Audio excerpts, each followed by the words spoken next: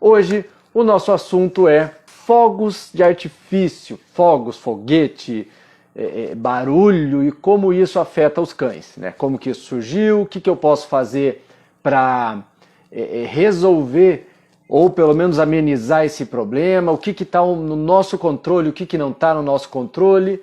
Então o assunto dessa semana, muito pertinente, foi uma sugestão de uma seguidora, muito pertinente para que a gente aborde aqui, falar sobre o problema de fogos de artifício, foguete, medo que os cães têm nessa época do ano, né, e desse acontecimento. As pessoas soltam fogos, o cachorro, a maioria dos cães tem uma reação que não é o que a gente gostaria que tivesse. Vou contar uma história aqui que tem muito a ver com o primeiro tópico que eu quero abordar, né? Como que começa? Né? Primeiro ponto, como que começa? Da onde que o cachorro tira esse medo? Né? Será que ele nasce com isso? Será que é adquirido? Né? Então vamos lá, tem muito a ver com a índole do cão, né? Com aquela informação genética que ele tem se ele é um cão seguro ou não, se ele é um cão que resolve os problemas dele enfrentando ou fugindo, tudo isso é nato, tá? Esse papo que você escuta por aí de que não existe problema, existe uma criação problema, isso é mito, tá? Isso é mito, né? Você pode pegar uma ninhada inteira, criar a ninhada inteira do mesmo jeito, você vai ter cães diferentes, criados da mesma forma. Por quê? Porque eles trazem bagagens diferentes, né? A genética, ela se ajusta diferente em cada um, então cada um vai estar entregando uma forma de processar as informações que estão adquirindo ao longo da criação. Por que eu estou falando isso? Porque o medo de fogos tem muito a ver com essa segurança natural que o cão tem, ou que ele não tem, né? Vou dar o exemplo da Luna, né? Todo mundo conhece a Luna, não está aqui agora, porque senão ela já enrosca aqui no fio, já derruba o tripé aqui, mas a Luna, ela, quando chegou na nossa casa, a gente morava lá em Viamão, no Rio Grande do Sul, morava dentro de um condomínio fechado, e ela chegou com 2 meses e pouco. Então ela chegou na nossa casa, tinha uns 2 meses e pouco, ela estava na nossa casa, a Luna estava na nossa casa dias, 4, 5 dias, quando foi depois do Natal, entre o Natal e o Ano Novo. Quando no Ano Novo, na virada do ano, isso há 3 anos atrás, o vizinho da frente colocou uma caixa, daquelas caixas de fogos assim, na frente da casa dele. Então tinha a minha casa, um condomínio que não tinha um cerca, né? Não tinha muros, né? Só uma cerca viva, alguma coisa assim. Colocou a caixa de fogos na frente da casa dele, aí tinha a casa dele, a rua, ou seja, a casa dele, a caixa, a rua e a minha casa. E a Luna, filhotinha, né? E eu tava com visita em casa, né? A Luna solta, né? Foi o primeiro ponto primeiro não, mas é um dos pontos que eu vou abordar aqui, que foi um erro meu, né? Eu fazia um tempo já que eu não tinha cães. Nossa, Marcelo, você não tinha cães? Você trabalha com cães e não tinha? Não, eu não tinha cães porque naquela época meus filhos eram pequenos, eram menores do que são hoje. Então fazia um tempo que eu não tinha cão. E o último cachorro que a gente teve já era um cão adulto. A Luna estava solta no momento que o vizinho, desgraçado, soltou os fogos. E ela sumiu. A Luna sumiu e eu comecei a ficar preocupado, porque é um filhote, né? Aí que caiu minha ficha do meu descuido, né? Mas quando eu vi também já estava soltando os fogos lá.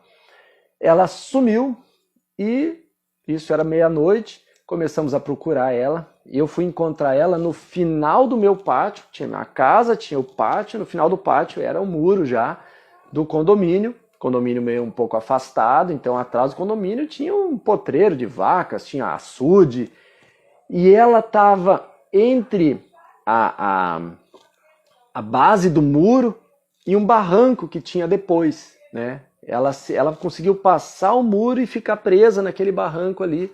Se ela tivesse passado e ido para aquele potreiro, para aquele pasto ali, sabe lá onde é que ela estaria hoje, com certeza, né? Por ela estar muito pouco tempo em casa e ser filhote, com certeza eu não teria mais achado.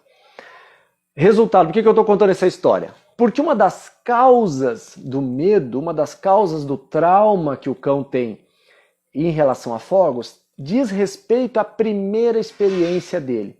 Como que foi essa primeira experiência? Foi controlada ou não foi? Ou foi um susto? Né? Foi gradual? Foi segura? Tinham outros cães? Tinha uma situação que passava segurança? Tinha algo positivo associado ou não? Né? Porque você escuta muito, se você procurar na internet, muita gente vai falar o seguinte: é por causa da audição, porque eles têm audição muito sensível, então eles têm medo. É verdade? Sim, a audição deles é sensível. Essa é a causa do medo? Não. Por quê? Porque tem cães de caça que estão lá caçando, escutando o tiro e focados na caça. Não saem correndo quando escutam o tiro, pelo contrário, continuam focados na caça.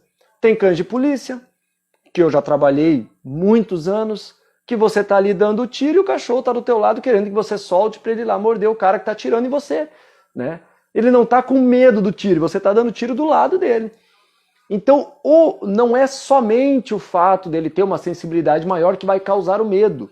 Né? Até porque existem outros sons, quando passa um caminhão na rua com um barulho muito alto ou uma moto com escapamento aberto, nós nos incomodamos, o cachorro se incomoda ainda mais. Só que se ele é um cão seguro, ou se ele está seguro naquele momento, ele não vai sair correndo desesperado. Então, em relação a fogos, tem muito a ver, esse medo vem muito do primeiro contato que o cachorro teve, como que foi, e geralmente o primeiro contato é o quê? É um susto. Né? A gente se assusta se soltar um foguete, agora um rojão aqui, não sei como é, depende do lugar do Brasil, chama de foguete, chama de rojão. Se soltar um aqui agora, enquanto eu estou aqui distraído falando com vocês, eu vou me assustar. Né? Agora, imagina isso para um filhote, primeiro contato dele, um som que não é um som natural, não é um som ambiente, ele vai se assustar.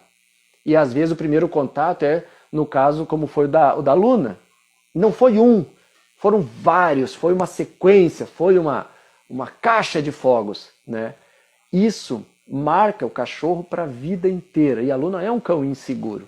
Né? Isso marca para a vida inteira. Isso cria um trauma. E você trabalhar um trauma numa pessoa já é complicadíssimo. Trabalhar um trauma num cão é mais complicado ainda. Então, se você parar para ver o seu cão, e a maioria dos cães que tem medo, tem muito a ver como foi a primeira experiência. Provavelmente ela foi estressante, foi sem controle, foi num ambiente que não estava preparado para isso. Quando a gente trabalha um cão de caça, por exemplo, ou um cão de polícia, que eu tenho mais experiência, aquele filhote, desde o momento que ele está, desde o momento que aquele filhote começa a ter uma vida social própria, né? Começa a se afastar da matilha e ser inserido num outro grupo, né? Se afastar da mãe, dos irmãos, e começa a ser inserido num grupo, de um canil ali de trabalho, dos cães de trabalho, ele começa a ser exposto gradualmente aos estampidos. Né? Então a gente vai aproximando, vai fazendo treinos com aquele cão próximo do estande de tiro, onde tem, né, uma sequência de fogos, uma sequência de tiros ali, só que longe. Enquanto o cachorro está sendo exposto àquilo, a gente está direcionando ele para outra coisa, focando ele em outra coisa, ou no brinquedo, ou numa obediência positiva, uma obediência que ele goste, né? ou numa interação com outros cães, que é muito comum em cães de caça. Né? O cachorro, quando vai começar ali a ter contato com o tiro na caça, ele não está sozinho, ele está numa matilha. Então aquilo ali dá segurança para ele. Né? Ele se sente protegido, ele vê, ele tem uma referência positiva nos outros cães. Ele se assusta com aquele estampido, é a primeira vez que ele escuta, mas ele olha em volta e ele vê que ninguém está assustado. Os outros cães ali mais experientes estão muito mais seguros naquele momento. E aí ele passa a sentir segurança também, porque ele percebe que aquela experiência foi estressante, mas não é algo preocupante, porque não trouxe uma consequência negativa. Quando o cachorro não tem essa referência e ele foge, ele se esconde, na cabecinha dele o que resolveu o problema dele? Foi se esconder. Né? Ainda bem que eu me escondi. Por quê? Porque sabe lá o que poderia ter acontecido se eu não tivesse me escondido. Então aquele cachorro aprende a lidar com os fogos através dessa experiência, uma experiência aleatória, não foi direcionada. Né? Ou o cachorro late, tem cachorro que começa a latir. Né? Late, você acha que ele está brabo com os fogos? Está nada, ele está super estressado. E ele late até os fogos pararem. E quando os fogos param, ele entende que foi ele que fez aquilo parar, porque ele latiu. Então, da próxima vez que ele escutar, ele vai latir mais, ele vai reagir àquilo. Tudo isso é fruto de experiências não controladas. Muito bem, as reações são variadas, mas praticamente todas as reações que os cães têm, quando estão nessa experiência não preparada, né, não controlada, são reações de fuga, são reações de se afastar daquela experiência, são reações onde o cachorro se sente muito inseguro, né? Porque outra coisa que a gente não controla é o quê? É a idade que aquilo vai acontecer. Porque se você nunca oferece uma experiência dessa para o cachorro, naturalmente isso vai acontecer no primeiro ano de vida, né? Ou né, antes do cachorro completar o primeiro ano de vida, seja por um time de futebol que ganhou e começaram a soltar fogos, seja por um momento político, seja porque é no final do ano. Então, se você pegou o cachorro de janeiro para cá, ele tem menos de um ano, então o máximo que ele tem ali é um ano de idade, não está totalmente seguro ainda, vai ter a primeira experiência dele. Muitos cães têm a primeira experiência fora de casa, leva para a praia, né? Quanta gente, agora, né, a gente está vivendo uma pandemia, mas o normal é o quê? Vai viajar para a praia, leva o cachorro para a praia. Vai viajar para a praia, não pode levar o cachorro para a praia, deixa na casa de alguém ou deixa num pet shop. O que acontece lá? O cachorro é exposto a essa experiência, porque vão soltar os fogos de qualquer jeito, em qualquer lugar. Só que ele está mais inseguro ainda, porque ele não está em casa, não está com a família dele, não está ali com o grupo social, com a matilha dele. E aquela experiência vai marcar ele para o resto da vida. E ele vai aprender a lidar com ela de acordo com a reação que ele vai ter naquele momento. E aí sim, devido à sensibilidade de cada cão, isso pode piorar cada vez mais. Existem casos de cães que têm parada cardíaca, existem casos de cães que têm, se machucam, né? Seja por... Automutilação é muito difícil, porque é uma experiência relativamente curta, mas se machucam tentando fugir no portão, tentando se enfiar embaixo de alguma coisa, e aquela fuga acaba machucando o cachorro. Então eu estou falando tudo isso para que você saiba um pouco da causa, né? Saiba um pouquinho do que produz esse comportamento no cachorro. Até porque provavelmente você vai ter outros cães na sua vida e é importante que você saiba lidar com isso. Tá bom? Muito bem. Sabendo o que causa, o que eu posso fazer para resolver? Primeira coisa, você não vai resolver de agora até o dia 31. Não tem como. Você resolve isso com tempo, né? Você resolve isso com repetições, com um conjunto de experiências. Uma vez que você quer pegar um conjunto de experiências e substituir algo que é um trauma, que talvez aconteceu uma única vez com uma intensidade muito forte, aquilo marca mais do que uma repetição de acontecimentos sem tanta intensidade, com muito mais frequência, mas sem tanta intensidade. O que você vai fazer não é criar outro trauma no cachorro para substituir o trauma que ele tem. Você vai começar a criar uma sequência de acontecimentos, uma sequência de experiências, para ela, com o tempo, criar um volume suficiente a ponto de substituir essa experiência mais forte. Como que você vai fazer isso? Dessensibilizando o cachorro, expondo ele aos poucos a barulhos de fogos, a estampidos. Como que você vai fazer isso? Liga a sua televisão, ou liga o seu celular na televisão, ou o seu celular numa caixa de som que tenha barulho de fogos. E você vai colocar bem baixinho. E você vai começar a deixar isso rodando ao longo do dia, bem baixinho. Seu cão vai comer, seu cão vai brincar, vai interagir, aquele som ali rolando baixinho, e com o tempo você vai aumentando. Na hora das refeições aumenta um pouquinho, depois baixa. Deixa ele acostumando, por quê? Para fechar a experiência que ele não teve na primeira vez. A primeira exposição do cachorro, ela causa todo esse problema porque ele não teve uma experiência completa. O que é uma experiência completa? Foi exposto ao barulho, se assustou, e não sabe se aquilo ali faz mal para ele ou não. Não sabe a consequência, o efeito que aquele barulho traz para ele, porque ele se escondeu, porque ele fugiu, porque ele reagiu de uma forma negativa e a experiência não terminou seu ciclo. Então você precisa fechar esse ciclo, expondo aos poucos o cachorro a esse estampido, de forma que ele ao passar pela experiência, ele começa a perceber o seguinte: não faz nada, né? É um barulho que eu não gosto, o objetivo não é que o cachorro goste do barulho, mas ele tem que entender, ele tem que começar a perceber que aquilo ali não vai trazer mal para ele. Traz um incômodo? Traz um desconforto? Traz, mas não traz nenhum tipo de risco a ponto dele tentar fugir da maneira que ele foge hoje.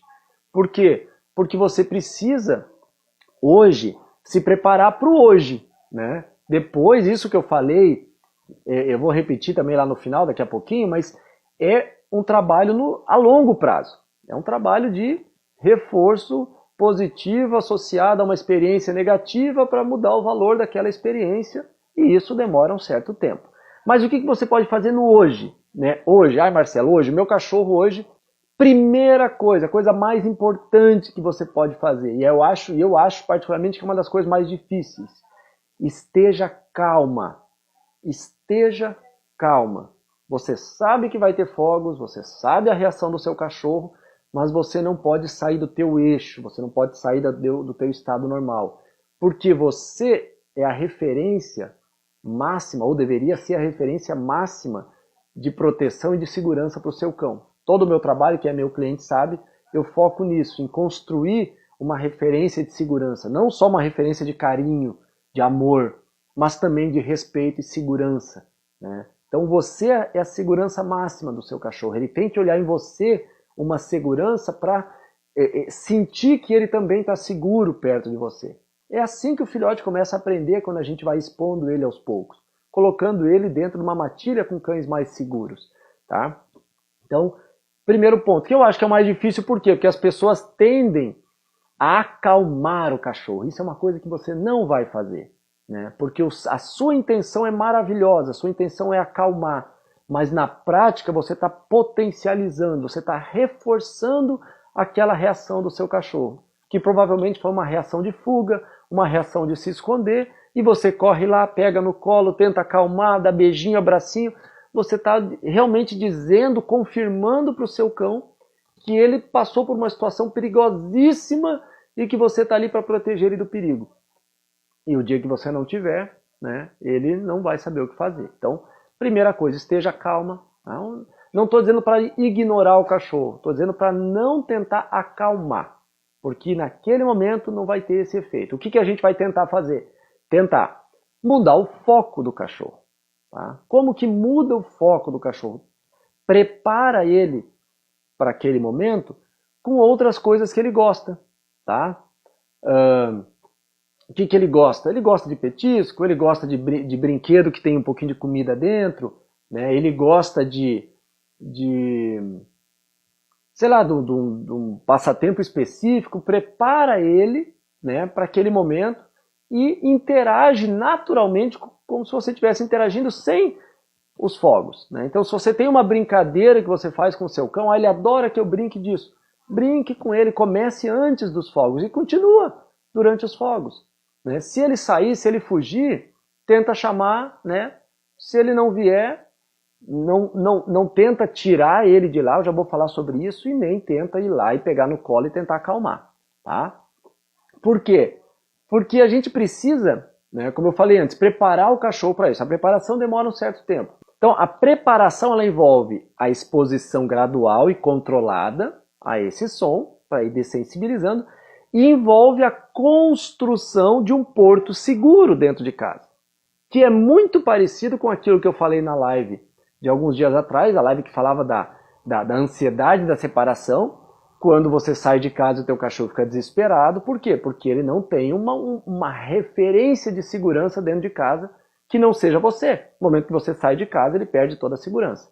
Então, criar um porto seguro ajuda muito. Por quê? Porque mesmo que você desensibilize, nunca vai ser algo prazeroso e confortável escutar fogos, né? Cá entre nós, não é nem pra gente. Eu não sei nem por que existe essas merda aí que solta e fica fazendo barulho.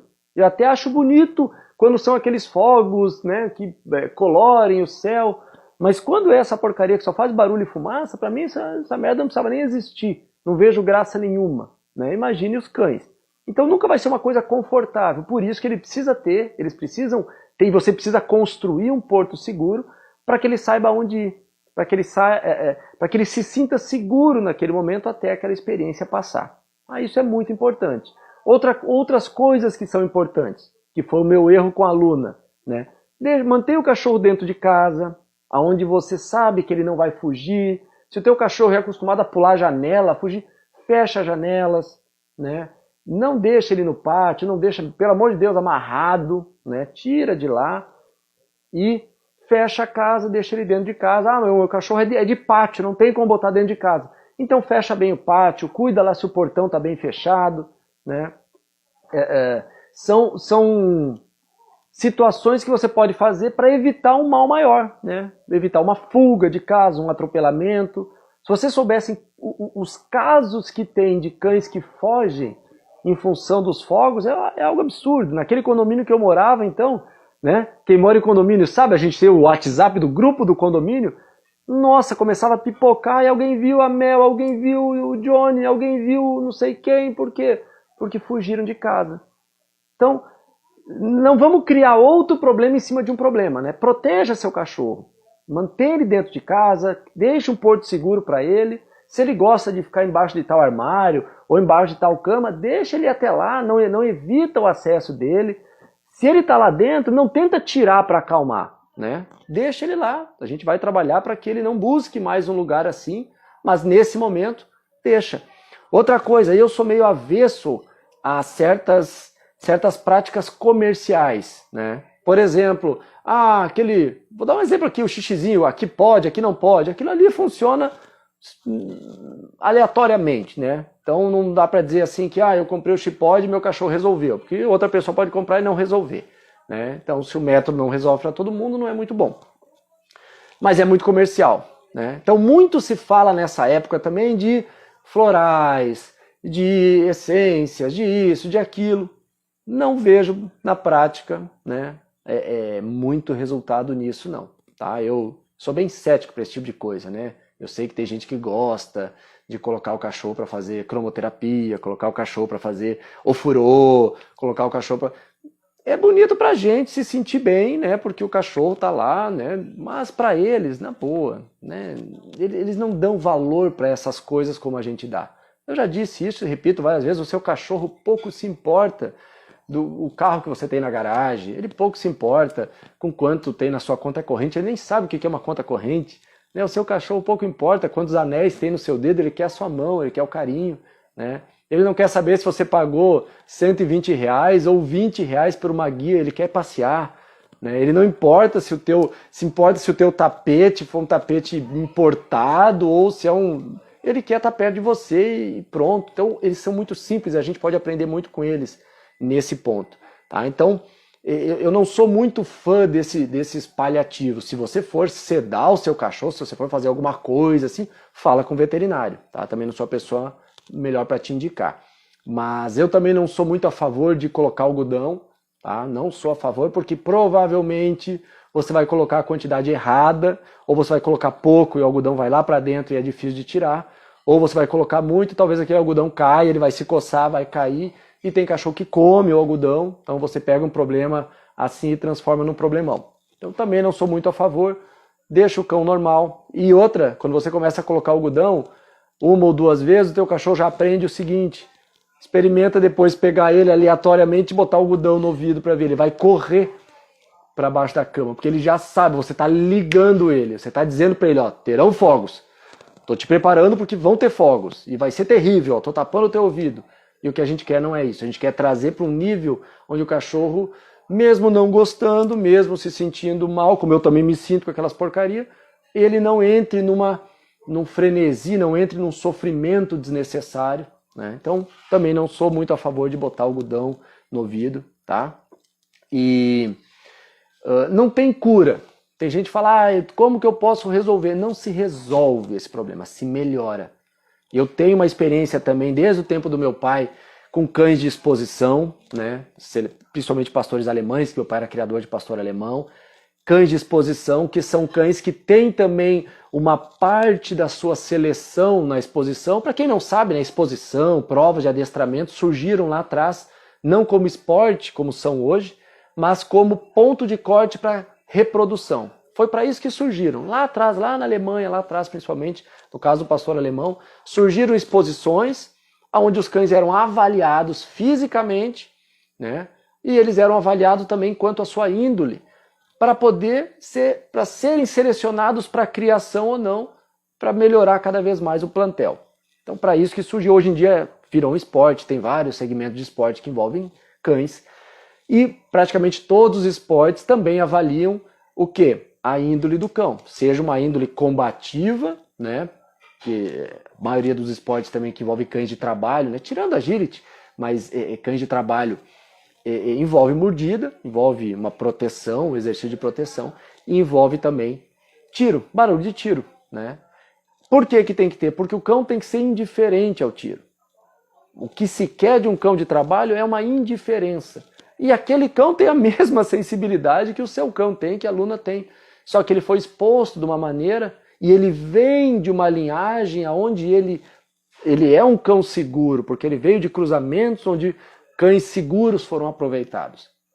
Então, provavelmente o seu cão, assim como a Luna, não vai se curar, não vai ser um cachorro indiferente, não tenha essa expectativa. A sua expectativa tem que ser de melhorar a qualidade de vida do cachorro naquele momento. Subtrair, tirar o sofrimento dele naquele momento. Essa que tem que ser a sua expectativa.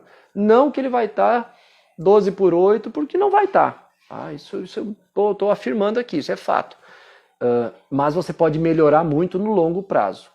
Não com o que você vai fazer agora, no dia 31. O que você vai fazer agora é um paliativo para dar uma amenizada nos efeitos. Mas o que você vai fazer não para esse dia 31, mas para o próximo. Ao longo do ano, melhorando isso no dia a dia.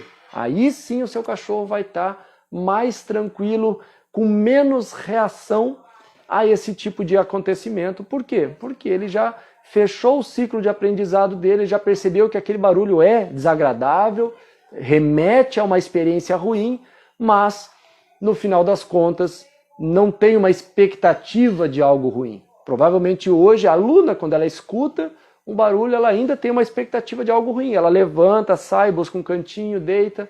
Ela não tenta mais fugir, ela não sai desesperada. Ela gosta muito de um canto, né? Tem um canto lá no apartamento, lá em casa. Lá ela busca aquele canto lá e fica lá quietinha, esperando passar, depois ela sai, né? Não entra mais. As primeiras vezes, para quem sabe um pouquinho da história da Luna, ela entra até em convulsão por causa dos fogos. Tamanha foi a experiência ruim que ela teve na primeira vez. Hoje ela já não tem mais convulsão, mas não é aquela coisa assim que ela só levanta a orelhinha, são fogos, porque isso é querer demais. Não é bem assim que acontece, tá? Dá para melhorar muito.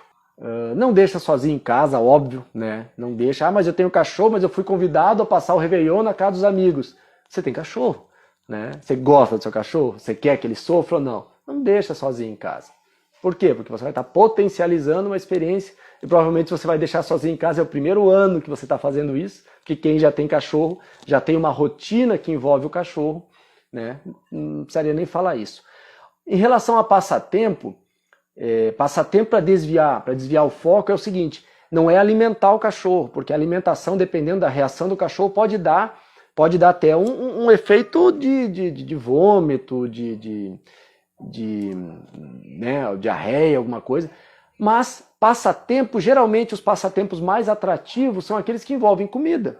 Então aquele brinquedo recheadinho que ele já conhece, que ele gosta, né? Oferece para o teu cachorro naquele momento, deixa ele ficar, se ele tiver com fome, se você tiver deixado ele com mais fome ainda, melhor, porque você vai estar aumentando a importância desse passatempo, aumentando o foco que ele vai dar nesse passatempo.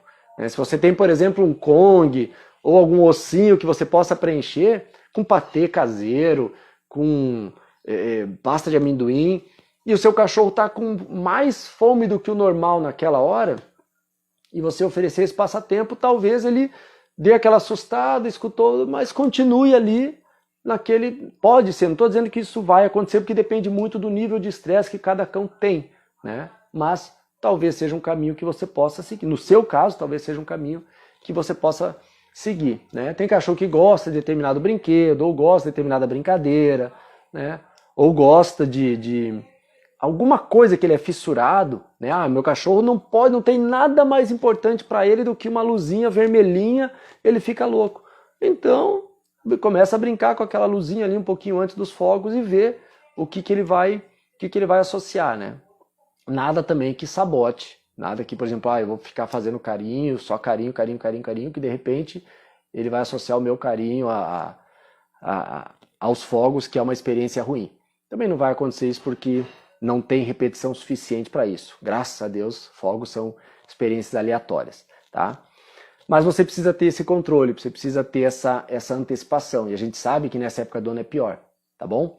Tudo que é estressante, tudo que é desconfortável, cria uma pressão no cão. É por isso que geralmente eles fazem o que fazem para aliviar a pressão. Alguns aliviam mordendo o rabo, como é o caso da pincher dela. Alguns aliviam fugindo, alguns aliviam se escondendo, né? Então, se você cria um porto seguro, você está criando uma válvula de escape, você está criando um alívio para aquele momento estressante. Seu cachorro vai buscar aquele alívio com uma certeza, porque você já construiu aquela certeza. O meu trabalho todo é focado nisso. Criar um porto seguro e ensinar o cachorro a usar aquele porto seguro. Seja quando ele toma uma bronca, né? Não se dá bronca em cachorro. Se você ensinou ele o que é uma bronca, o que ela traz para ele, como resolver, por que você não vai dar uma bronca? Né? Então, o problema é que as pessoas não ensinam, né? Chegam e dá aquela bronca, assim como os fogos chegam e o cachorro não aprende nada, tem uma experiência totalmente descontrolada e vai agir pela reação própria. Vale para cachorro adulto também? Vale para cachorro adulto também. Qual que é a diferença para um filhote? Cachorro adulto provavelmente tem essa experiência muito mais enraizada. Então você vai ter um trabalho muito maior para reverter e a tua melhora não vai ser uma melhora tão positiva quanto seria de um filhote. Então, o exemplo que eu dei de cães de prova, muitos são retirados de prova, né? Um dos maiores cachorros que eu já vi, um dos pastores alemães mais bonitos que eu já vi na minha infância, meu pai tem foto com ele, chamava César, lá em Palotina. Ele não pôde entrar em prova, não pôde procriar, mesmo com uma genética estrutural muito bonita, porque ele tinha uma índole fraca para tiro, né? Por mais que foi feito um trabalho correto com ele, ele esboçava uma reação negativa ao tiro e o juiz via aquilo e, né, tirava ele de prova. O que eu queria falar sobre fogos era isso. Então, grande beijo para todo mundo. Obrigado pela paciência, obrigado pela presença de todos. Que você tenha esse amor no seu coração se espelhando no seu cão, tá bom? Grande beijo. Tchau, tchau.